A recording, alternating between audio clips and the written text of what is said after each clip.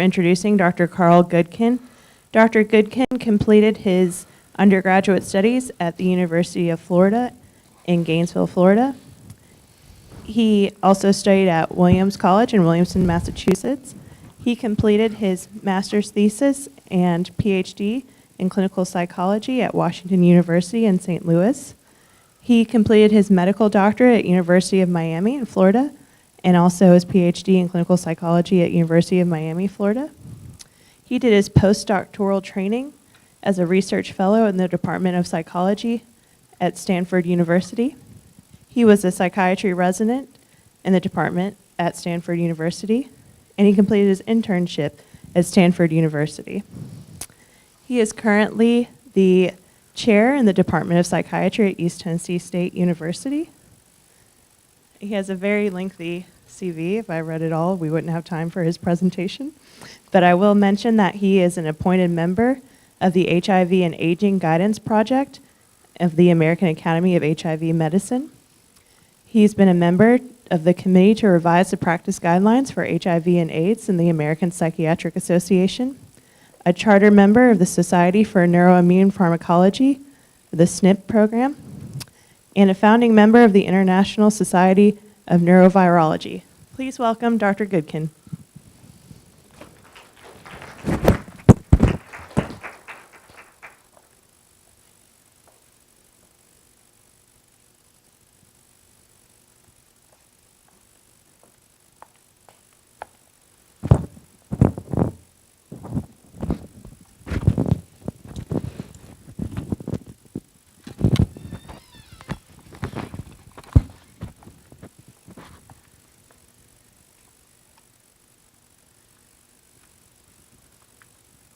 Thank you, Susie.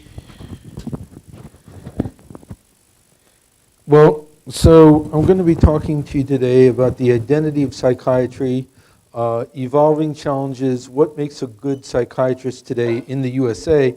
And this talk is actually an adaptation from a lecture that was just recently delivered at the World Congress of Psychiatry in Berlin that I attended by Dr. Dinesh Bugra, who is the outgoing president of the World Psychiatric Association. And I am making this presentation by adapting a number of the slides from his presentation with his permission. So as far as disclosures, I have research support from Lilly, Janssen, CMS, and American College of Radiology, and I also have other remuneration from Janssen. There's no relevant impact from any of those sources on this talk. And let me say that for me, this is an interesting talk to give because not only the intrinsic interest from the title, but as many of you know, I usually do HIV psychiatry talks and predominantly do evidence-based, research-oriented presentations. This presentation today will not be like that, and we'll be taking the big picture as its major focus. And I mean the big picture of the entire field of psychiatry. Here's a picture of Dr. Bugra, speaking of pictures.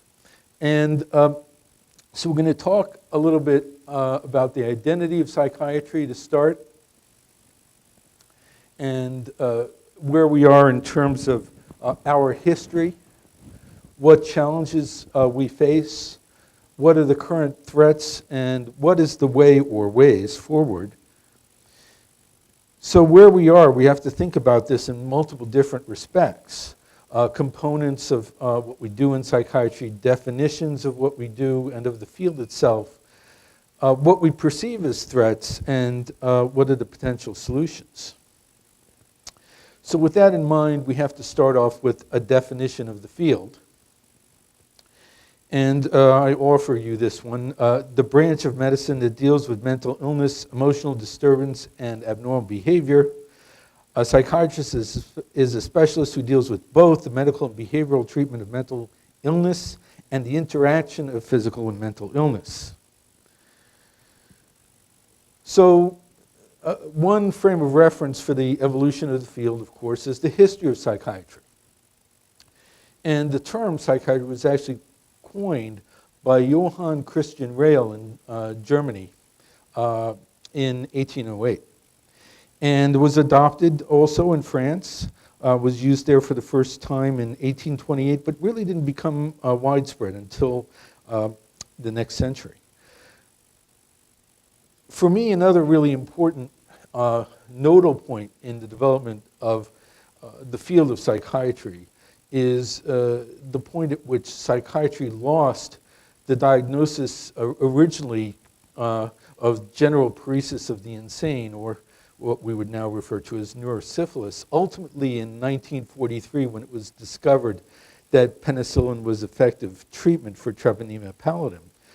So, why did that happen? What is it about psychiatry that that discovery meant that we would no longer be treating neurosyphilis as a primary psychiatric disease? I think it has a lot to do with our evolution of the field, and I believe that it's a pendulum that is moving back and forth and continues to until this day. And that's a reflection of one end of that pendulum swing, if you will. So what about the future of where psychiatry is going? What are the challenges for psychiatry now? Public mental health is certainly a big issue in multiple areas, and we'll talk a little bit about that. Stigma busting, major concern these days for mental health. Always has been, but now I think there is more energy around trying to do something about it finally. Ensuring quality of services. We continue to get more and more challenges around how to do that and show that we're doing it effectively. Developing areas that are on the cutting edge like pharmacogenomics, neuroimaging, and last but not least is leadership. And one of the things I think is important to think about in the field of psychiatry is our role of leaders and our role as leaders, and how we have very frequently, unfortunately, in my mind, neglected that particular part of our identity. And I personally view that as having to do with our history of listening. We're great listeners in psychiatry. We have the patient with us, and unlike our other medical specialties where we go at the patient with various and sundry different techniques to approach our specific organ system of interest, in psychiatry we don't do that. We have the patient come in, sit down, and talk with us. And in talking with us, we're very interested in what they have to say and not what we have to say. Well, that, I believe, translated to the advocacy context for mental health doesn't do us very well. And I believe historically that's how we've approached looking at what we should do for our field outside of working with patients, and as a result, we've suffered by not being perceived as effective advocates, and I think we need to change that, and part of that is leadership. So we have changing patient expectations in psychiatry these days to deal with. So our patients aren't the same patients that we used to have who would just come in and say, okay, doc, what are you going to tell me to do? What do I have? What are you going to tell me to do about it? No, now patients expect us to be accommodating specifically to their needs in multiple different ways. They want us to be focused on interacting around their employment needs, their social relationships, as well as medication or medications. So there's a long-term change in role in the field that's been going on, and looking at this more historically, talking about the shift in the 20th century from asylums to community care, development of medications, more detailed investigations of the brain, and social and psychological interventions. Certainly changed the role of the psychiatrist from the early days as sort of a caretaker and protector to someone who was actually making changes in specific areas of patient functioning that would be, in fact, permanent and allow patients to function effectively in the community without being able to be seen by any other person in the community as in any way abnormal. What's the relationship between medicine and psychiatry? Well, I think it's very important to start out by saying that psychiatry is part of medicine, medicine of the mind. So it should be redundant to have to state that. But in many places, we still find today that it's not the case, and that psychiatrists are not appreciated to be physicians necessarily. So I always try to talk with people in terms of promoting the field from the point of view of starting out that anyone we're talking to needs to know that we're physicians. And with that, we have an obligation in our role to be looking at physical aspects of causation of psychiatric disorder.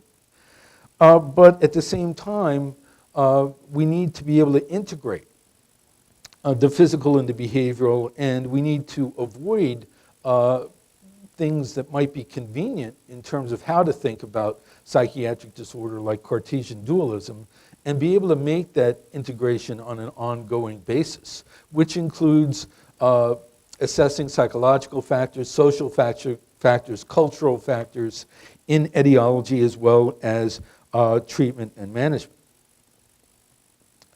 So what are the characteristics of the psychiatrist today? Medical expert and healer, a professional, a manager, a communicator,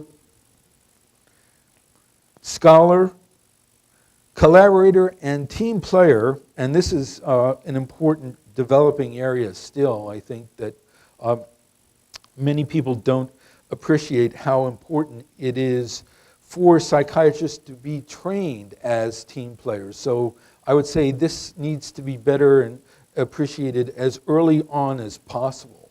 That in psychiatry, we're not ever going to be able to be sufficient enough in numbers to be the primary treating source for patients with psychiatric disorders across the board.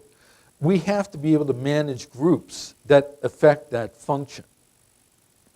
And in order to do that, we have to be effective team players in some contexts and team leaders in other contexts, and be aware from the beginning about how it is to work in a team and prepared to carry out those team roles. Rather than what used to be the case more historically in psychiatry, where people would go out into practice, hang up a shingle, and just be in an office all day, isolated from not only other behavioral or medical disciplines, but even their own colleagues doing in private practice as well. And down at the bottom, you'll see advocate, which I think is, again, an underemphasized area that we need to push much more strongly in the future. So what are threats to psychiatry right now? They are multiple in terms of things we have to adapt to. Now, one can perceive that as threat, or one can perceive it as an opportunity for further evolution. I prefer the latter because, for one, I don't like feeling threatened. But for another, I like to think that I'm able to develop ideas that will help make a positive change when there are conflicting situations going on or factors going on that might lead to a lack of service provision in mental health or challenges to providing care of the patient in general. So these can span the range from government policies to scandals, public expectations, issues of perception of the need for equality in the doctor-patient interaction, which certainly has changed also in psychiatry over the years, as is true generally in medicine, which with much more expectation that the patient should be an active participant in care in psychiatry as in other medical disciplines. Other professions and interactions with other professions, and here we can put in the turf wars that many of you would be thinking about, and that unfortunately a lot of times people don't like to talk about very much. I don't think that's a good approach to these issues, because nothing gets done and we just get into a reverberating circuit of having arguments with our colleagues in other professions around behavioral health care provision. Anti-scientific bias is still out there. Increased consumerism, economic issues in terms of providing care. Ultimately, what does all this mean? So I would suggest to you that one way to look at this is that psychiatry is on the edge of a Kuhnian scientific evolution in psychiatry. What exactly is that? How many people are familiar with T.S. Kuhn and the theory of scientific revolution? One, at least. T.S. Kuhn is very well known, actually, for looking at this issue, and was, I should say, a physicist who wrote a book about shifts in scientific focus that led to development of the field that was characterized by scientific revolutions ultimately. But he would start out with the premise that in science, we're dealing with a paradigm that we work with all the time. That is normal science. Most of the time, that's the way that we proceed, with everyone having the same expectation of what normal science is in the field and making contributions bit by bit with articles in literature, new knowledge, etc., building up knowledge within a paradigm. However, over time, what can happen with paradigms is that certain results are reported that are anomalous to the paradigm. They contradict the paradigm. Well, a few of those start getting published, and then they start amassing and getting confirmed that they weren't errors. And ultimately, when that happens, you get to the next stage, which is a crisis in the paradigm. And ultimately, the resolution of the crisis in the paradigm is the revolution, quote unquote, which is equivalent to arrival of a new paradigm. So I put before you that this may, in fact, be something for us to think about in terms of where the field of psychiatry is today. Where is psychiatry now with reference to that evolution of the field? Something that I'm sure that I don't need to spend too much time talking about, because you're already very well acquainted with, is the stigma of psychiatry. Now here I'm talking about the stigma of psychiatry as a field. Now most of you are used to hearing about the stigma of mental illness. But guess what? What we don't tend to think about as much is how the stigma of mental illness translates into a stigma about psychiatry and the provision of care to psychiatric patients. So it's a stigma toward us as psychiatrists. And it's both internal and external. What do I mean by that? Well, I mean that we propagate the stigma, and there are external factors imposed upon us that are stigmatic and prevent us from being effective in many ways. Sources then are general public, medical profession, and within psychiatry. One area certainly that I found in HIV psychiatry related to stigma within psychiatry is toward HIV-infected patients. Back when I started working with HIV in the 80s, people asked me what I was doing there. What did you need psychiatry for a person with HIV? It was an infectious disease. So we need to think about stigma.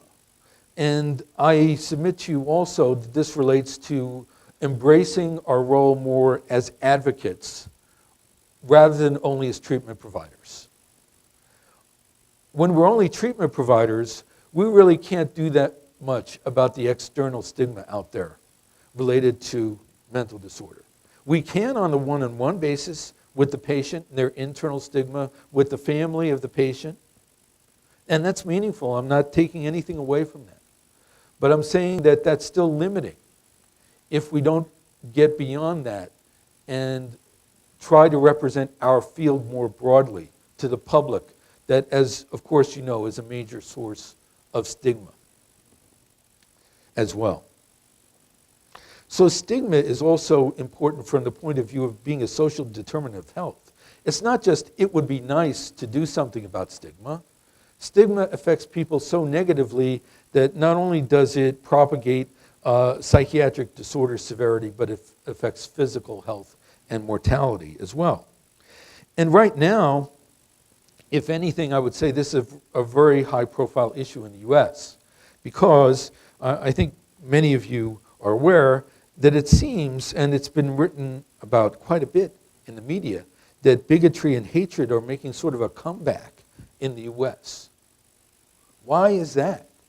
It's okay for us to be bigoted and hate people now more, in general, outside of psychiatric disorder, just in the general population? I think that says something about things going the wrong way. And I think it says also that it's another aspect of why we need to be more active in psychiatry in the general world around us, not just with our patients or with the other medical care providers. Certainly I found when I was at the WPA in Germany, in Berlin, the remnants of stigma and active stigma were still there. And I took a little trip to see the remnants of the Berlin Wall, which helped bring it home to me. And certainly that's not something specific to Germany, but it's something that's a concern all around the world. So in terms of this as a challenge, we know that we can do something about stigma. We don't have to just accept stigma, which I think many people feel relegated to do. Education can work on stigma for police, school students, medical students.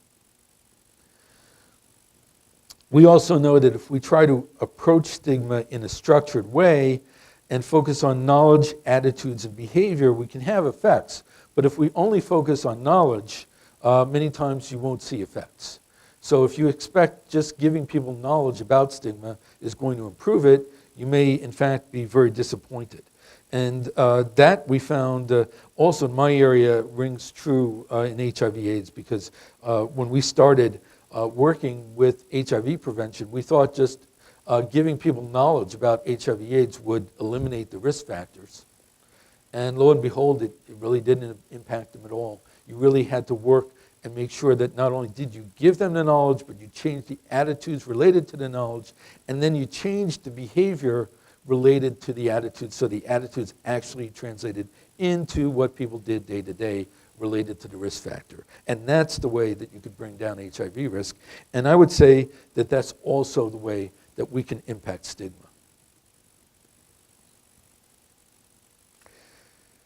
So we also have to think about different aspects of concerns related to stigma. Stigma is sort of a term of disgrace or being tainted. Related to this, we have prejudice, which is a negative opinion without any basis in experience,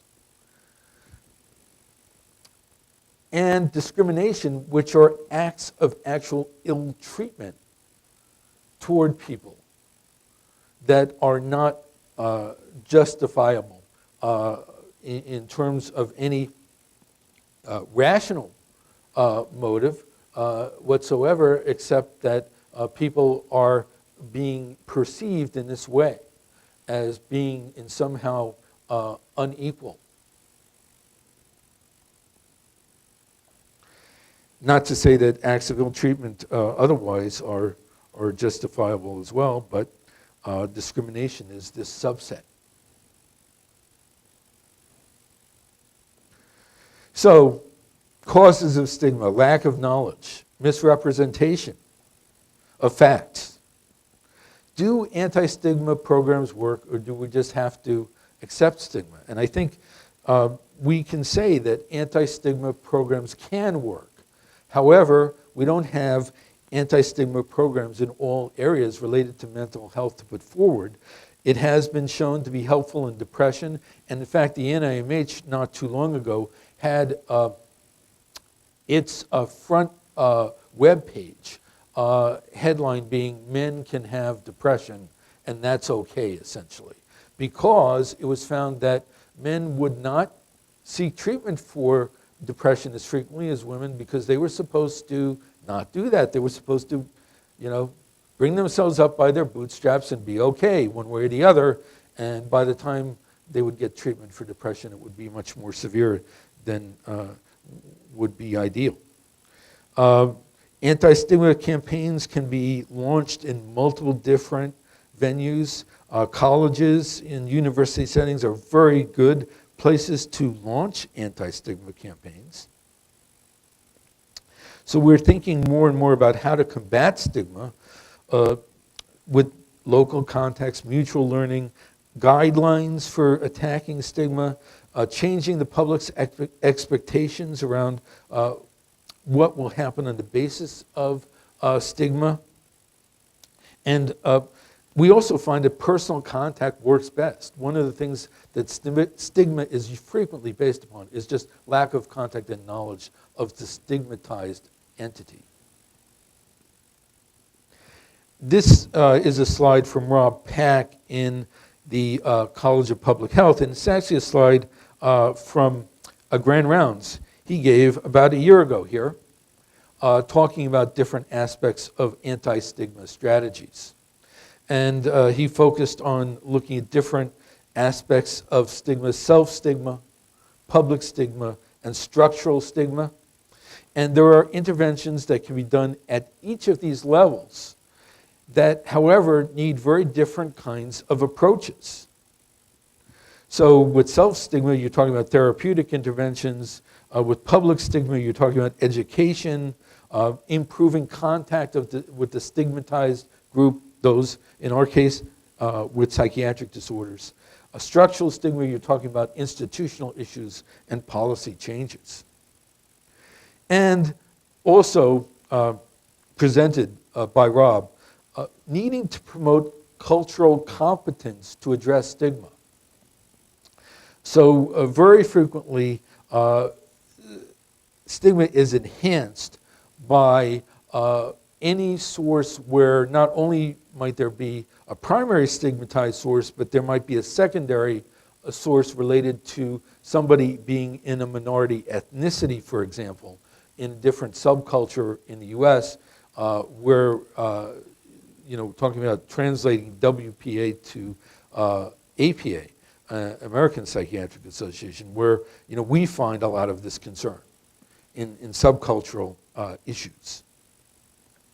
So we need to be much more aggressive about not just being culturally competent from the idea of people from foreign countries, but we need to be culturally competent for people within our subcultures in the USA.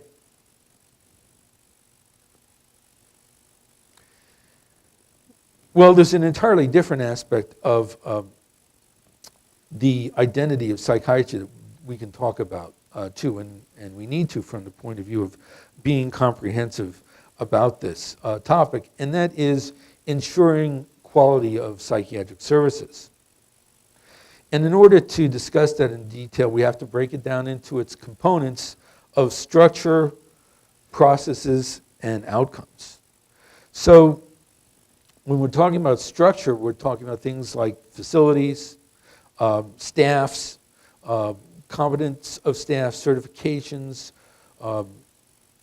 organizational issues like methods of assessment of functioning of professionals.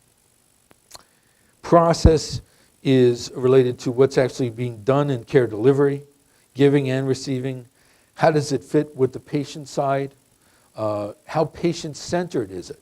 And one thing that we know we're dealing with more than ever before also in the evolution of medicine generally, and much more nowadays psychiatry specifically, is patient-centered care. And we're expected to be part of patient-centered care. So I think we should be particularly proactive in psychiatry about doing that, because we're trying to represent the importance of our patients being like any other patient in general medical care. And I think that our acknowledgement of that aspect promotes that message yet further. What about care outcomes? Well, one of the things we've also seen quite a bit of in recent years is much more attention to care outcomes, research on care outcomes, looking even at care outcomes as not being research, but being just program evaluation that isn't technically research, it's looking at how your program is doing. And then using that information to build back to improve the program, quality improvement. So in looking at care outcomes, we need to look at social functioning, symptom reduction, increased knowledge, and changed behavior. Not just symptom reduction. So historically, we're used to saying, well, we reduced the depressive symptoms, we're doing well, we're doing fine. Or at least, we try to get remission ideally rather than just reduce symptoms in depression. But that isn't all we're doing. We need to be showing that the patient's functional status is improved. So not only have they had symptom reduction or hopefully remission, but they are resuming normal function in society as if they never had the episode of major depression to start with, as an example. Increasing patient knowledge and changing behaviors that would prevent recurrence of a major depression is important too, apropos of Dr. Rush's recent visit here and Grand Rounds and Psychiatry in the Mountains Conference presentations. How do we document technical performance in psychiatry? Well, we want to compare with the best as part of that and look at efficacy, current knowledge, and use of technology. So at the same time, as we use technology, we want to make sure that the context of care is maintained. And I'm sure that many of you are familiar with this challenge because now, as opposed to what we used to be able to do in the old days when we didn't have electronic medical records that we immediately needed to make sure were complete upon the completion of a visit, we used to just have the patient sit with us, make good eye contact, maximize rapport, help a patient be able to express him or herself in a way that they might not otherwise be able to do in any other setting but in a psychiatric office, and work with that in such a way that we're the helper for that patient. We're the treatment power for that patient by changing what their perception might be about expressing their concerns and how they manage those concerns outside of the office. And then at the end, we would write up our note. Now, we're looking at the monitor, and we're typing, and we're saying, so how you doing today? Oh, you had a loss recently. Well, I'm very sorry to hear that. Tell me about that. It's a little different and not in a good direction. So this is part of our challenge, especially in psychiatry where our rapport is so critical to our efficacy. And that's part of ensuring quality of care in psychiatry that's particularly unique to psychiatry, enhancing communication to the maximum. And of course, maintaining privacy and confidentiality. Looking at trying to maximize empathy and sensitivity, honesty with the patient, giving patient informed choices rather than just presenting a medicine and saying, this is what I think you should take. There are organizational issues involved with doing this that make it a challenge. We know that we get regular inspections. We have certification and recertification. We have changing expectations for ensuring professional behavior. We have leadership for quality, some of which is outside of the field of psychiatry. And then we have challenges about representing why that might not be always the case in psychiatry when we have a non-psychiatric leader who has an expectation for quality from general medicine trying to apply that in psychiatry. We need to have a respect for healthcare workers in psychiatry. And I think that's a very important area as well, talking about, again, going back to stigma. We want to have open and honest communications while we also are investing in technology to help us achieve our goal, not to distract us from working with the patient. And that's why we need to organize about quality too. This is another area where I think in psychiatry we have a tendency to say, well, you know, we can't really control that. That's dictated by these institutions and they're going to do what they're going to do, so we might as well just react to whatever comes down the line. Well, if we have that approach, we're going to find ourselves getting more and more dissatisfied over time, I suggest to you. Again, about our need to be proactive. So one of the things that's helpful in this regard is to do quality improvement projects, as I was alluding to, looking at processes specific in psychiatry with respect to psychiatric patients and variations that might affect outcomes, trying to achieve continuous improvement. Plan, do, check, act is an interesting way to look at this, borrowed from business. It's a 4-step management method to control and continually improve.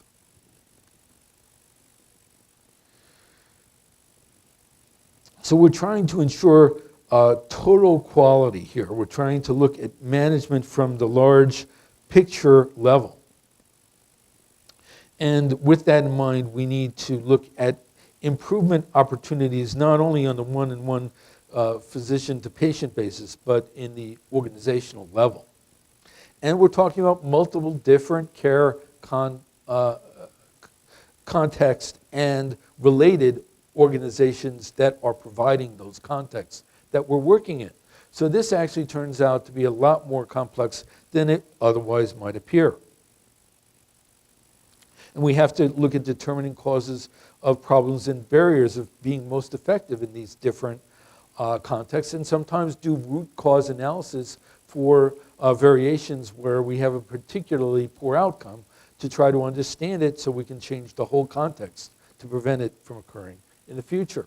And we need to be proactive about doing this. So we have to plan to develop and improve in the future, to actually make sure that when we learn how to improve the care, we do it. It doesn't just sit in a file that this is what this event was due to. Okay, we found that out. Well, that was unfortunate. We talked to the people involved, put it in a file cabinet. It needs to change what policy is so that patients in the future benefit from these analyses in the care. Not only that, not only does there have to be a plan in place all the time to be able to implement ongoing improvements, but you also have to manage the improvements. So once you implement the improvement, you can find that it becomes hard to sustain it, and that becomes the barrier. So you have to manage things so that you can actually sustain the improvement over time and document that you sustained it, not just start it.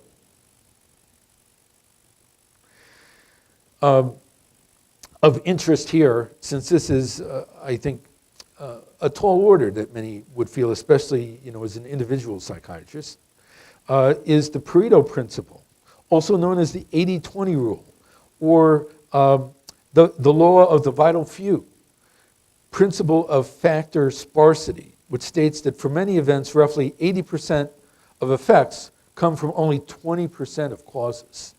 So in any a group of items contributing to an effect, you can pick the primary drivers of the effect and try to focus on those to have the maximal impact rather than every possible cause. And this can really help mental health teams and organizations make these improvements effective that we're talking about and make it more feasible to have these improvements. Let's shift gears for a moment and talk about public mental health. Now, something that I should say is a challenge these days is public mental health. Many of you may know that and appreciate that any time a psychiatric patient is found to have broken the law, especially if there's a major concern socially about it that hits the media, all of a sudden the hue and cry goes up about, are we monitoring psychiatric patients closely enough? And could this have been prevented if there was only better monitoring and then implied maybe psychiatric care? So that's one side of what happens with the public view of mental health. And then we also have this specialty of public health is applied to psychiatry to deal with. Well, half of all lifetime causes of diagnosable mental illness start under age 14. 3/4 by the mid-20s, 60 to 70% of children or adolescents with clinically significant difficulties have not received appropriate mental health interventions. So we can certainly see that this is a big challenge at the public level for mental health. Can psychiatry adequately address mental health risk factors? This continues to be a concern. Many of you may be aware in terms of the history of psychiatry, looking at risk factors is relatively novel. We've always been focused on, we've got this disorder presenting with severe symptoms, let's get it under control. We have not nearly as much been involved with risk factors for the disorders and managing them. What kinds of things are we talking about? Well, on the parental level, thinking the family, emotional and domestic violence. A major area of interest in research has been ACEs, adverse childhood experiences, both relevant to later mental health and physical health. Alcohol, drug use, and smoking. For the child, physical illness, poor social circumstances, housing, poor parenting. In the household, general single-parent family, low income, unemployment, social factors again. Barriers to addressing these factors are multiple, and unfortunately, these factors disproportionately affect vulnerable groups, those of minority ethnicity, sexual minorities, certainly an area that I've worked quite a bit in my area of HIV. The severely mentally ill, prisoners, the elderly. In our society in the US, the elderly are denigrated generally. Whereas in many places around the world, if you go to the World Psychiatric Association, it can be very illuminating because you see many more representations of cultures where older people are venerated, not denigrated. HIV and HCV infected persons, associated also, I should say, with being severely mentally ill, not as just a separate group, unrelated to psychiatry by any means. And the intellectually disabled. Evidence for psychosis, substance use disorders, many people, even within the area of psychiatry, I find, have issues with addressing not just risk factors for substance use disorders, but patients with substance use disorders, as if substance use disorders aren't really psychiatry. That doesn't really help us very much in our view of psychiatry. It certainly doesn't help us as advocates in other fields, and it doesn't help us get included in the treatment of a substance use disorder in the big sense in addiction medicine, with addiction psychiatry needing to be integrated. What do we need to do about this situation? Well, one thing we can try to do is develop more work on psychiatric prevention as psychiatrists ourselves, rather than wait others to investigate this area for us. And with prevention, we're talking about education, violence reduction, good parenting skills, improving physical health, certainly. In terms of maternal and child strategies, school-based interventions, stress reduction, early intervention programs. The prodrome of psychosis has certainly gotten quite a bit of research attention in recent years. And I'm going to mention to you now several types of transitions that I think are important for us to focus beyond that one. Transition from substance use to disorder. Transition from depressive symptoms to depressive disorder development. Transition from personality traits to actually having a personality disorder. Transitions from having neurocognitive impairment of interest in my special area of interest, HIV-associated neurocognitive disorder, to having the disorder. Problem behaviors, transiting to conduct disorder in children. We always are going to have issues in terms of inequalities to deal with, in terms of resources for maintaining health and well-being, and cost effectiveness to deal with. Particularly difficult to establish for early interventions and preventive interventions because it's very expensive to do that. And you have to have big studies with long-term follow-up, requiring a lot of funding. And that's one of the reasons in the background why this isn't going on a bit faster than we would all hope. We need to promote wellness in psychiatry. Yes, I did say wellness. So that's not the absence of symptoms. That is not being ill. That is feeling well. Okay, just like the absence of negative affect does not equal positive affect. So we need to think about wellness as a target of psychiatric intervention, not remission or reduction of symptoms only, and integrate that into what we do. So what does that mean? Well, for example, if we have someone who is remitted with major depression, we would try to prevent future episodes by improving their stress management skills, social support utilization, coping strategy internally that they can come up with to deal with stress. That is different than illness management and treatment. And even when we're talking about early recognition, early intervention, we're still talking about illness. We've crossed the line because there's something already going on that's a threat to health. We don't have a healthy person who we can maintain wellness with once we have illness.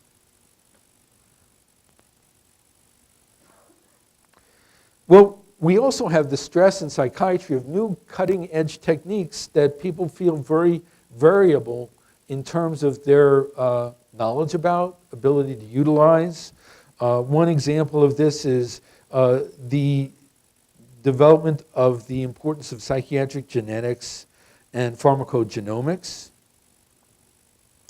Another area, well, I should say, and there are some issues related to it that are important too. So it's not just getting the knowledge and implementing the use of genetic testing techniques or pharmacogenomics specifically, but we have to think about the ethical issues, privacy issues, employment insurance issues related to it. So psychiatrists are very much needed beyond psychiatric disorder in that regard.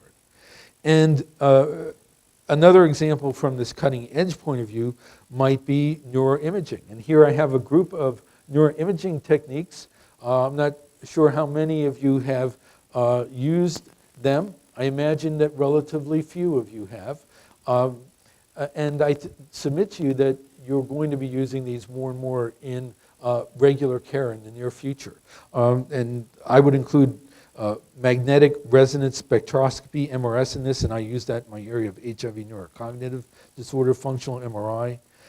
PET scanning is going to be increasingly useful, particularly for Alzheimer's disease, and looking at PET scanning for amyloid as we're currently doing in the IDEAS study. TSPO for looking at inflammation related to psychiatric disorders, particularly of interest to us, major depressive disorder, and also relevant in my area of HIV.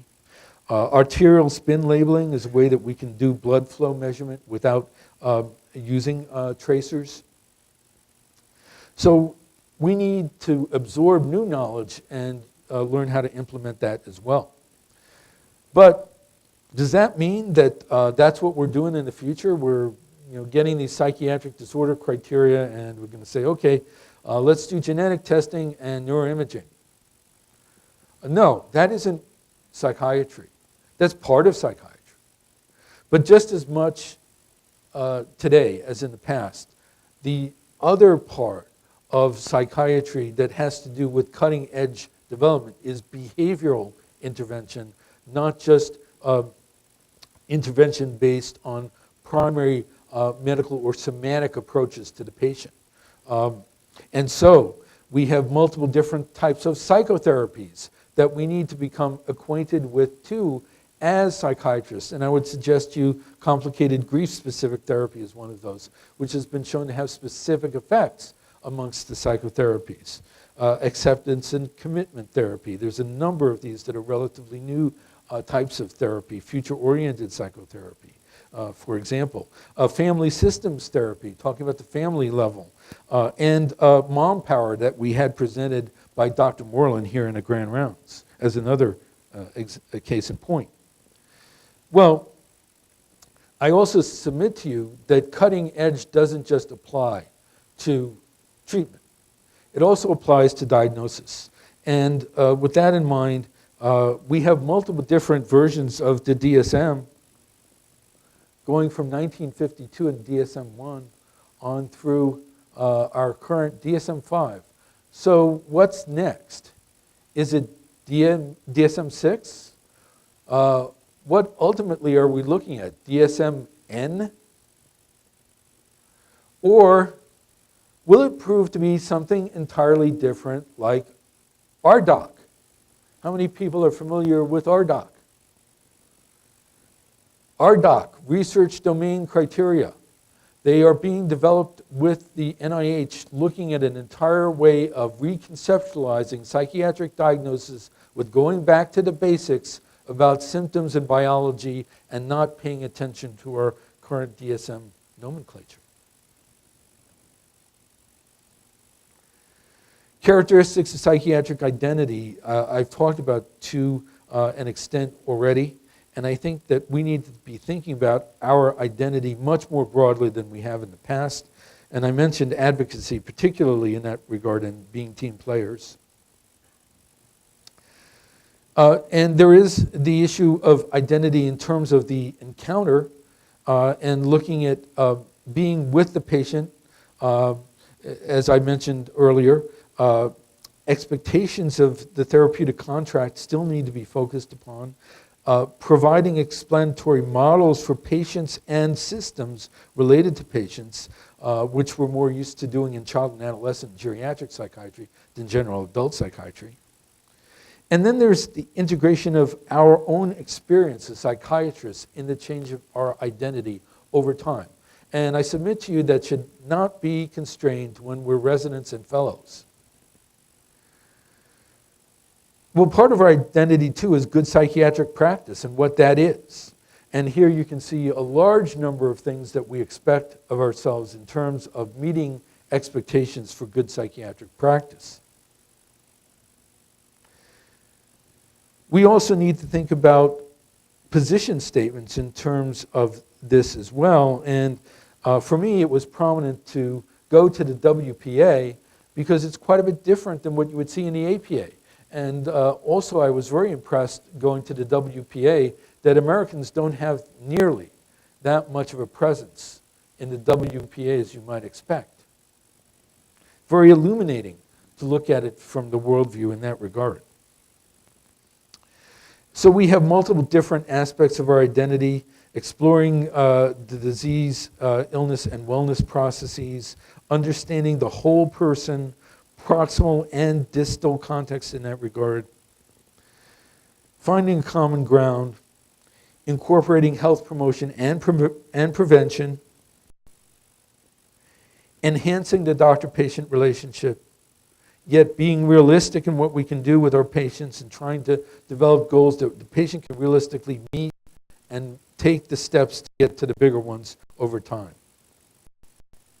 training practitioners to build core competencies, and here we're getting to the residency level, looking at how we develop our identity as psychiatrists in the first place, and staying good communicators and listeners and people who do behavioral intervention, being committed to equality and working with diversity, having a basic understanding still of group dynamics and group therapy, being able to facilitate a working team atmosphere,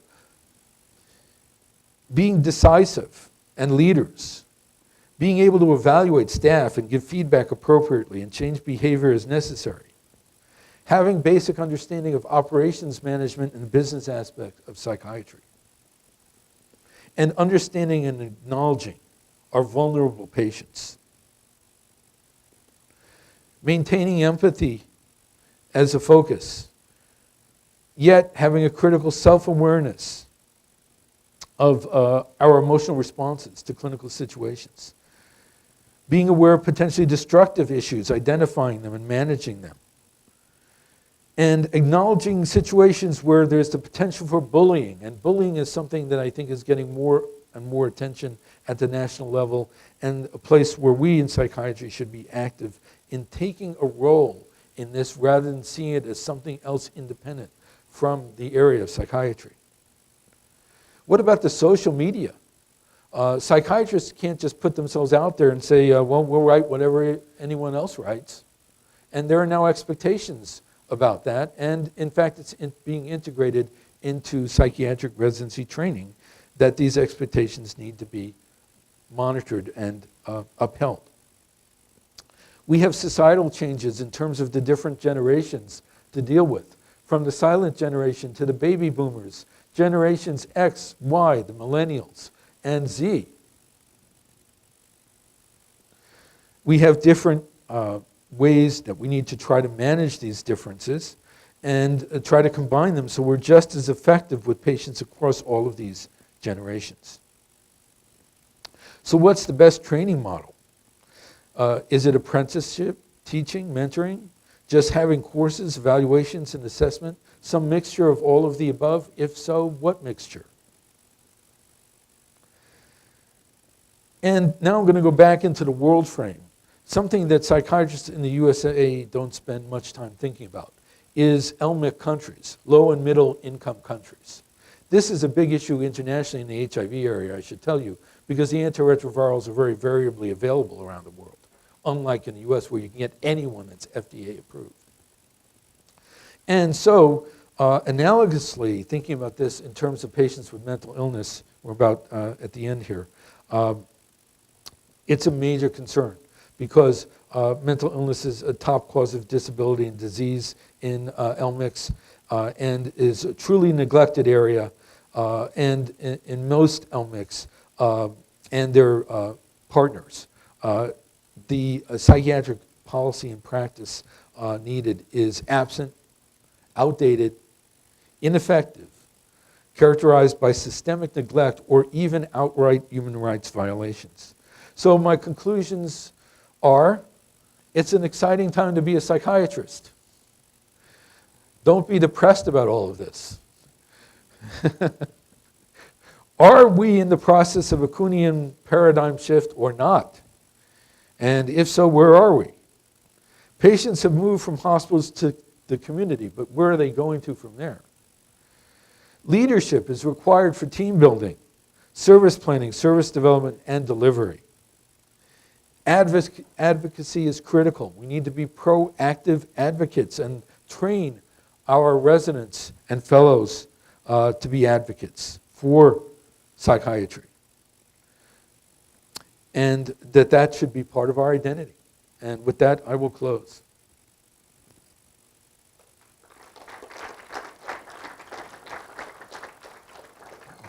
So we don't have any time for questions. Those of you who have to leave, I understand. And if anyone wants to have general questions, we can still do that. And anyone can talk to me one-on-one afterward as well.